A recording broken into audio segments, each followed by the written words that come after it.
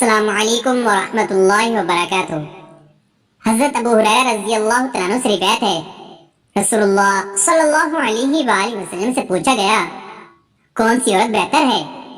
آپ صلی اللہ علیہ وآلہ وسلم نے فرمایا وہ عورت کہ جب خاوند اسے دیکھے تو وہ اسے خوش کر دے، اور جب اسے کوئی حکم دے تو اس کی اطاعت کرے، اور اپنے نفس اور مال میں اس کی مخالفت نہ کرے جسے وہ ناپسند کرتا ہو۔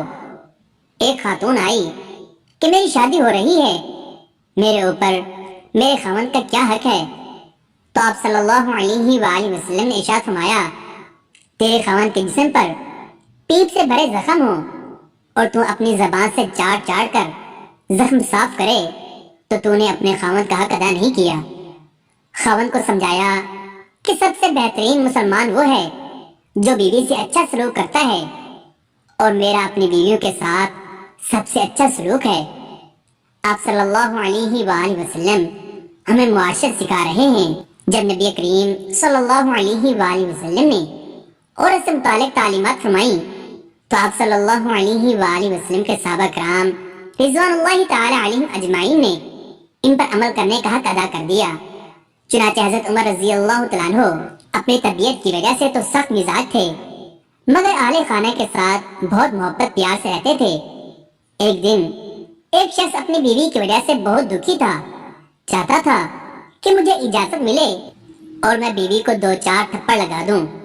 چنانچہ وہ شخص حضرت عمر رضی اللہ تعالیٰ عنہ کے پاس اپنی بیوی کی بد اخلاقی کی شکایت کرنے کے لیے آیا۔ حضرت عمر رضی اللہ تعالیٰ عنہ نے اس کی بات سنی اور فرمایا، دیکھو یہ میری بیوی ہے، یہ میرے لیے کھانا پکانے والی خانسامہ کی مانند ہے، میرے لیے روٹی بناتی ہے، میرے کپڑے دھونے والی دھوبن ہے، میرے بچوں کو دودھ پلانے والی ہے، اور وہ میرے دل کو سکون دیتی ہے۔ میں اس کی وجہ سے حرام کاموں سے بچ جاتا ہوں، اس لیے ان سے درگزر کیا کرو۔ حضرت انس رضی اللہ تعالیٰ عنہ کہتے ہیں کہ رسول کریم صلی اللہ علیہ وآلہ وسلم نے فرمایا، جس عورت نے اپنی پاکی کے دنوں میں پابندی کے ساتھ 5 وقت کی نماز پڑھی، رمضان کی ادا اور قضا رکھے، اپنی شرمگاہ کی حفاظت کی اور اپنے خاوند کی فرمانبرداری کی، تو اس عورت کے لیے یہ بشارت ہے کہ وہ جس دروازے سے چاہے جنت میں داخل ہو جائے۔ حضرت ابن عباس رضی اللہ تعالیٰ عنہ فرماتے ہیں کہ نبی کریم صلی اللہ علیہ وآلہ وسلم نے فرمایا، مجھے دوزخ دکھلائی گئی تو اس میں زیادہ تر عورتیں تھیں جو کفر کرتی ہیں۔ کہا گیا، یا رسول اللہ صلی اللہ علیہ وآلہ وسلم، کیا وہ اللہ کے ساتھ کفر کرتی ہیں؟ آپ صلی اللہ علیہ وآلہ وسلم نے فرمایا کہ خاوند کی ناشکری کرتی ہیں اور احسان کی ناشکری کرتی ہیں۔ اگر تم عمر بھر بھی ان میں سے کسی کے ساتھ احسان کرتے رہو، پھر تمہاری طرف سے کبھی کوئی ان کے خیال میں ناگواری کی بات ہو جائے تو فوراً کہہ اٹھیں گی کہ میں نے کبھی بھی تجھ سے کوئی بھلائی نہیں دیکھی۔ مولانا طارق جمیل صاحب نے اپنے ایک بیان میں فرمایا، پہلا بنیادی رشتہ خاوند اور بیوی ہے، اور آخری رشتہ بھی خاوند اور بیوی ہے۔ آپ صلی اللہ علیہ وآلہ وسلم سے پوچھا گیا، یا رسول اللہ صلی اللہ علیہ وآلہ وسلم، آپ کو سب سے زیادہ کس سے پیار ہے؟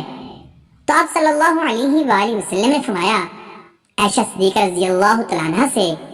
پھر پوچھا گیا تو آپ صلی اللہ علیہ وآلہ وسلم نے پھر فرمایا کہ ابوہا، کہ مجھے عائشہ کے باپ سے زیادہ پیار ہے۔ اما عائشہ صدیقہ رضی اللہ تعالیٰ عنہ چھوٹی عمر کی تھیں۔ آپ صلی اللہ علیہ وآلہ وسلم انہیں آٹا گوندھ کر دیتے تھے۔ جب ان کو آٹا گوندنا آ گیا تو پھر چھوڑ دیا، ان کو سامنے بٹھا کر لقمے بنا کر کھلاتے تھے۔ پھر حضرت امی عائشہ صدیقہ رضی اللہ تعالیٰ عنہ کوئی گوشت کا ٹکڑا اٹھا کر 2-4 جگہ سے نوچ کر رکھ دیتی تھیں، تو اللہ کے نبی صلی اللہ علیہ وآلہ وسلم اسی کو اٹھاتے اور حضرت امی عائشہ صدیقہ رضی اللہ تعالیٰ عنہ کو دکھاتے اور وہیں سے تناول فرماتے جہاں سے حضرت امی عائشہ صدیقہ رضی اللہ تعالیٰ عنہ نے تناول فرمایا ہوتا تھا، اور اسی طرح حضرت امی عائشہ صدیقہ رضی اللہ تعالیٰ عنہ ایک گلاس اٹھاتی اور اس میں سے پانی پیتی، تو حضور صلی اللہ علیہ وآلہ وسلم وہی گلاس اٹھاتے اور وہیں سے پانی پیتے جہاں حضرت عائشہ صدیقہ رضی اللہ تعالیٰ عنہ کے ہونٹ لگے ہوتے۔ یہ سب میرے نبی کی معاشرت ہے، یہ میرے نبی کی زندگی ہے۔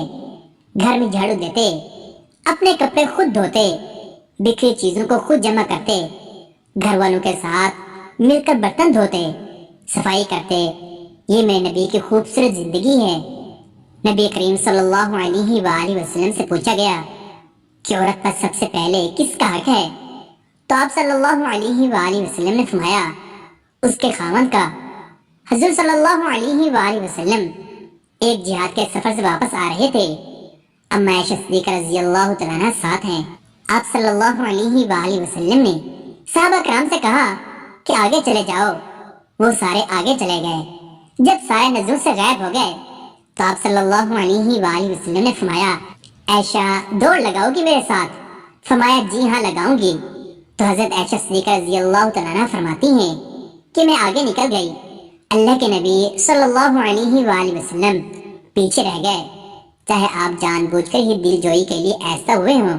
کچھ سال گزر گئے، پھر جہاد کے سفر سے واپسی ہو رہی ہے تو پھر آپ صلی اللہ علیہ وآلہ وسلم نے صحابہ سے یہی کہا کہ آگے چلے جاؤ۔ پھر وہ غائب ہو گئے تو پھر آپ صلی اللہ علیہ وآلہ وسلم نے فرمایا عائشہ رضی اللہ تعالیٰ عنہ دوڑ لگاؤ گی؟ حضرت امی عائشہ صدیقہ رضی اللہ تعالیٰ عنہ نے کہا جی اللہ کے نبی۔ تو دوڑ لگائی تو اس دفعہ اللہ کے نبی صلی اللہ علیہ وآلہ وسلم جیت گئے۔ تو پھر آپ صلی اللہ علیہ وآلہ وسلم نے فرمایا عائشہ تیرا میرا حساب برابر۔ حجۃ الوداع والے سال حضرت سعد بن ابی وقاص رضی اللہ تعالیٰ عنہ فرماتے ہیں کہ میں حجۃ الوداع والے سال بہت زیادہ بیمار ہو گیا تھا۔ جب حضور اکرم صلی اللہ علیہ وآلہ وسلم میری عیادت کے لیے تشریف لائے تو میں نے کہا میری بیماری زیادہ ہو گئی ہے اور میں مالدار آدمی ہوں اور میرا کوئی وارث نہیں ہے، صرف ایک بیٹی ہے، تو میں اپنا 2/3 مال صدقہ کر دوں۔ حضور صلی اللہ علیہ وآلہ وسلم نے فرمایا نہیں۔ میں نے کہا آدھا مال صدقہ کر دوں۔ حضور صلی اللہ علیہ وآلہ وسلم نے فرمایا نہیں۔ میں نے کہا کہ 1/3 مال صدقہ کر دوں۔ آپ صلی اللہ علیہ وآلہ وسلم نے فرمایا ہاں 1/3 مال صدقہ کر دو، اور 1/3 بھی بہت ہے، تم اپنے ورثاء کو مالدار چھوڑ کر جاؤ، یہ اس سے بہتر ہے کہ تم ان کو فقیر چھوڑ کر جاؤ اور وہ لوگوں کے سامنے ہاتھ پھیلاتے پھریں۔ اور تم جو بھی خرچہ اللہ کی رضا کے لیے کرو گے اس پر تمہیں اللہ کی طرف سے اجر ضرور ملے گا، حتیٰ کہ تم جو لقمہ اپنی بیوی کے منہ میں ڈالو گے اس پر بھی اجر ملے گا۔ رسول کریم صلی اللہ علیہ وآلہ وسلم نے فرمایا اگر کوئی مرد اپنی عورت کو ہم بستر ہونے کے لیے بلائے اور وہ انکار کر دے اور پھر شوہر اس کے انکار کی وجہ سے رات بھر غصے کی حالت میں رہے تو فرشتے اس عورت پر صبح تک لعنت بھیجتے رہتے ہیں۔